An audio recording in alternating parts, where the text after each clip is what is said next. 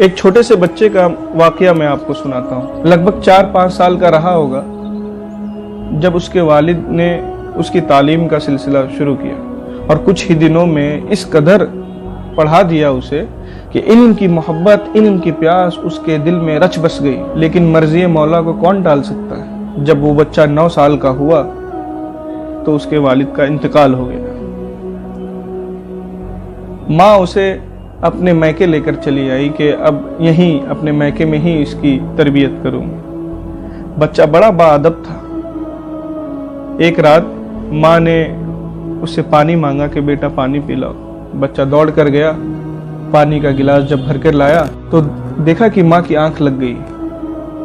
اب کشمکش میں مبتلا ہو گیا کہ اگر ماں کو اٹھاتا ہوں تو بے ادبی ہو جاتی ہے ماں کی، اور اگر نہیں اٹھاتا ہوں اور رات میں ماں کو پیاس لگتی ہے تو پریشان ہو جائیں گی امی.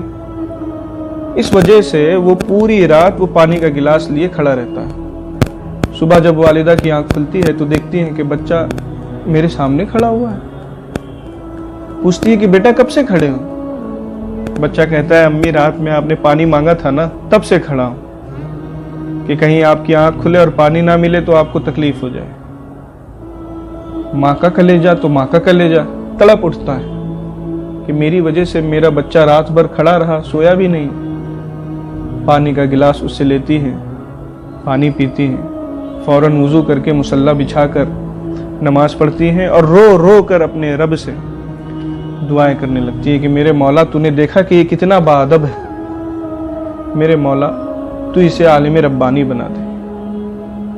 اس کے والد اسے پڑھایا کرتے تھے، اب یہ یہاں آ گیا ہے، اس کے استاد کا کوئی انتظام نہیں ہو رہا ہے، میرے مولا تو اس کے استاد کا انتظام فرما دے. اس بچے کی عادت تھی کہ فجر کی نماز کے بعد وہ سمندر کے کنارے ٹہلنے جایا کرتا تھا. ایک روز جب وہ اپنی عادت کے مطابق فجر کی نماز کے بعد سمندر کے کنارے ٹہلنے گیا تو ایک بڑے سے پتھر پر اسے ایک روشن چہرے والے بزرگ نظر آئے. یہ ان کے پاس گیا. الیک سلیک کرنے کے بعد بزرگ نے پوچھا کہ تمہارا نام کیا ہے بیٹا؟ بچے نے بتایا میرا نام علی ہے.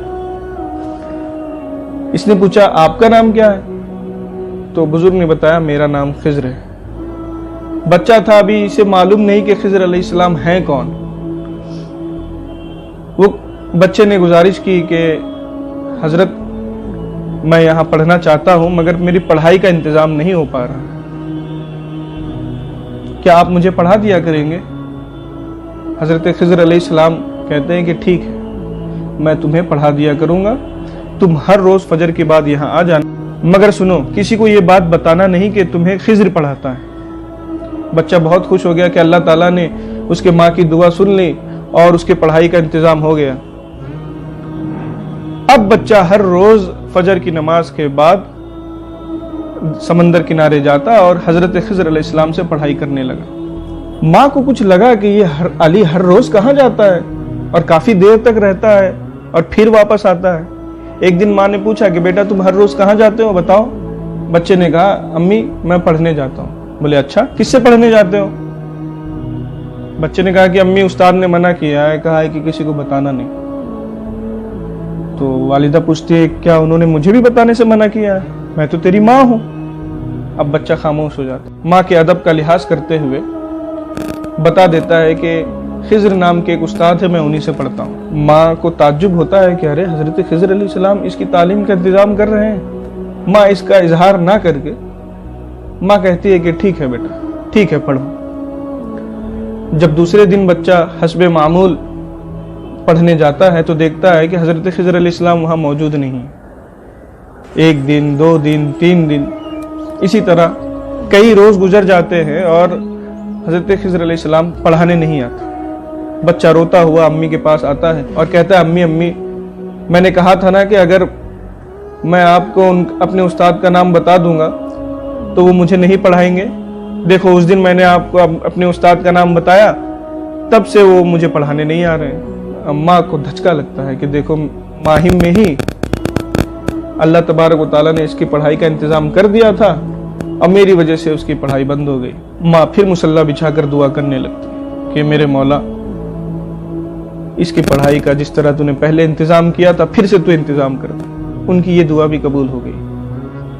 ہوا یہ کہ عصر کی نماز پڑھنے کے بعد جب وہ بچہ ٹہلنے کے لیے نکلا تو بازار میں وہی بزرگ مل گئے اور ہاتھ پکڑ کر کنارے لے کر گئے اور کہے بیٹا تمہاری ماں مستجاب الدعوات ہے، انہوں نے پھر سے دعا کی ہے کہ میں تمہیں پڑھا دیا کروں، اس لیے میں آیا ہوں۔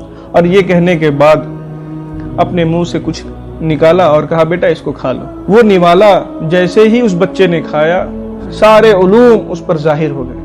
حضرت خضر علیہ السلام نے کہا کہ تمہاری تعلیم مکمل ہو چکی ہے، اب میں تمہیں پڑھانے نہیں آیا کروں۔ جانتے ہیں وہ بچہ کون تھا؟ وہ بچہ کتب کوکن حضرت مخدوم فقی علی ماہائمی تھا۔ یہ ماں کی خدمت کی ہی برکت اور ماں کے ادب ہی کا نتیجہ تھا کہ اللہ تبارک و تعالی نے خضر علیہ السلام جیسے شخص کو آپ کی تعلیم و تربیت کے لیے بھیج دیا۔ وہ بچہ اس قدر علمی میدان میں آگے بڑھا کہ اس کی نظیر نہیں ملتی۔ حضرت مخدوم علی ماہائمی علیہ رحمہ نے 100 سے زائد کتاب تصنیف فرمائی۔ ان کی ایک بڑی مشہور کتاب تفسیر قرآن ہے۔ 2 ضخیم جلدوں میں حضرت مخدوم علی ماہائمی نے قرآن کی تفسیر لکھی ہے اور یہ تفسیر اپنے نوعیت کی منفرد تفسیر ہے۔ ماہم، ممبئی، مہاراشٹر بلکہ پورے ہندوستان کے لیے فخر کی بات ہے کہ ہمارے یہاں کے ایک بہترین عالم دین نے قرآن کی ایسی تفسیر لکھی ہے کہ اس کی مثال پوری دنیا میں نہیں ملتی۔ ایک دوسری بات یہ کہ آپ نے دیکھا کہ حضرت مخدوم علی ماہائمی کو جو کچھ بھی ملا یہ ان کی ماں کی دعاؤں سے ملا۔ میرے دوستو، ماں باپ کے ادب کا خیال رکھو، انہیں پلٹ کر کبھی جواب نہ دو، اگر وہ ڈانٹتے ہیں چپ چاپ سنو، کبھی کوئی لفظ، بلکہ قرآن میں تو یہ بھی آیا ہے کہ کبھی تمہاری زبان سے اف بھی نہ نکلے۔ میرے دوستو، حضرت مخدوم فقی علی ماہائمی کی سیرت کو اپناتے ہوئے آج سے یہ کوشش کرو کہ آپ اپنے ماں باپ کے ادب کا لحاظ کریں گے اور اپنے ماں باپ کی جہاں تک ہو سکے خدمت کریں گے۔